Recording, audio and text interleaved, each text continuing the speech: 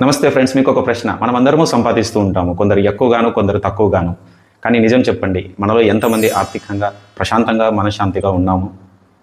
చాలామంది అనుకుంటుంటారు, నేను తక్కువ సంపాదిస్తూ ఉన్నాను, లేదా నేను రాంగ్ ఇన్వెస్ట్మెంట్ ప్రోడక్ట్స్లో ఇన్వెస్ట్ చేస్తూ ఉంటాను, లేదా నాకు లక్ లేదు, కలిసి రాదు అని.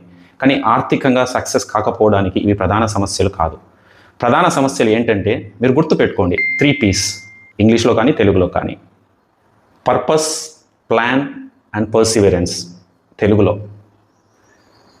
పర్పస్ ప్రయోజనము, ప్లాన్ ప్రణాళిక, పర్సివరెన్స్ పట్టుదల. ప్రయోజనము, ప్రణాళిక, పట్టుదల, ఈ 3 లేకపోవడమే ప్రధాన సమస్యలు. ఆర్థికంగా మీరు సక్సెస్ కావాలి అంటే మీ డబ్బు ఏ పర్పస్ కోసం ఇన్వెస్ట్ చేస్తున్నారు, మీరు ఎలా ప్లాన్ చేస్తున్నారు, మీరు ఎంత పట్టుదలతో ఈ ప్లానింగ్ మీరు ఇంప్లిమెంట్ చేస్తున్నారనే దాని మీద ఆధారపడి ఉంటుంది. ఇప్పుడు ఈ 3 సమస్యల్లో ఫస్ట్ది ప్రయోజనం ఆర్ పర్పస్ గురించి మాట్లాడుకుందాము.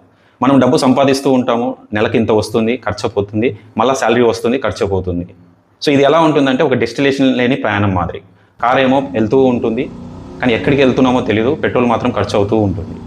సో మనము డబ్బు దేనికి ఇన్వెస్ట్ చేయాలి, ఏ పర్పస్ కోసం ఇన్వెస్ట్ చేస్తున్నాం అనేది క్లారిటీగా ఉండాలి. ఫర్ ఎగ్జాంపుల్, కిడ్స్ ఎడ్యుకేషన్ కోసము, లేదా రిటైర్మెంట్ కోసము, లేదా ఒక 5 years తర్వాత ఫారిన్ వెకేషన్ వెళ్ళాలనుకుంటున్నాము, దానికోసం అనమాట. సో క్లియర్ పర్పస్ అనేది ఉండాలి. క్లియర్ పర్పస్ లేకపోతే డెస్టినేషన్ లేని, అంటే గమ్యం లేని ప్రయాణం లాంటిది. రెండవ సమస్య ప్రణాళిక లేదా పద్ధతి లేకపోవడము. కొందరికి పర్పస్ ఉంటుంది, నేను నా పిల్లల చదువు కోసం ఇన్వెస్ట్ చేయాలి, పర్పస్ తెలుసు, కానీ ప్రణాళిక ఉండదు. అంటే ఎన్నేళ్ళు ఇన్వెస్ట్ చేయాలి, ఎంత ఇన్వెస్ట్ చేయాలి, ఎక్కడ ఇన్వెస్ట్ చేయాలనేది. సో పర్పస్ ఉండి ప్లాన్ లేకపోతే అది కలగానే మిగిలిపోతుంది. నాకు పెద్ద పర్పసెస్ ఉండొచ్చు, పెద్ద ఎయిమ్స్ ఉండొచ్చు, పెద్ద టార్గెట్స్ ఉండొచ్చు, కానీ ప్రణాళిక పద్ధతి అంటే ప్లానింగ్ లేకపోతే అవి కలలాగానే ఉండిపోతాయి. మూడవ సమస్య పర్సివరెన్స్, పట్టుదల లేకపోవడము. చాలామందికి పర్పస్ ఉంటుంది, ప్లానింగ్ ఉంటుంది, కానీ నిలకడగా కన్సిస్టెంట్గా ఇన్వెస్ట్ చేయరు. ఒక పర్పస్ కోసము ఒక ప్లాన్ వేసుకొని ఇన్వెస్ట్ స్టార్ట్ చేస్తారు. ఖర్చులు పెరిగిపోవడం వల్లనో, మార్కెట్ పడిపోవడం వల్లనో వాళ్ళలో మార్పు ఉంటుంది, తిరిగి ఇన్వెస్ట్ చేయరు, తిరిగి స్టార్ట్ చేయరు, అక్కడే వదిలేస్తారు. సో పర్పస్ ఉండి, ప్లాన్ ఉండి, మీరు పర్సివరెన్స్గా అంటే కన్సిస్టెంట్గా ఒక పట్టుదలగా ఇన్వెస్ట్ చేయకపోతే ఆర్థికంగా సక్సెస్ కాలేరు. సో గుర్తుపెట్టుకోండి, ఆర్థికంగా మనం సక్సెస్ కావాలి అంటే ఇది slow process, over night success రాదు.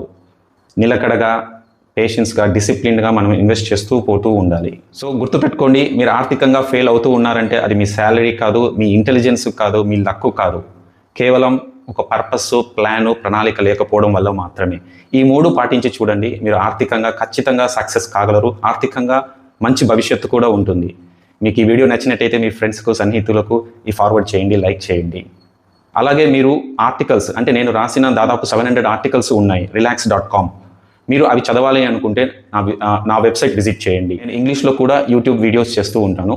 ఒకవేళ అవి మీరు చూడాలి అనుకుంటే విజిట్ చేయండి ఈ లింకులో. భవిష్యత్తులో మరిన్ని మంచి వీడియోస్తో మీ ముందుకు వస్తాను. ధన్యవాదాలు. Thank you.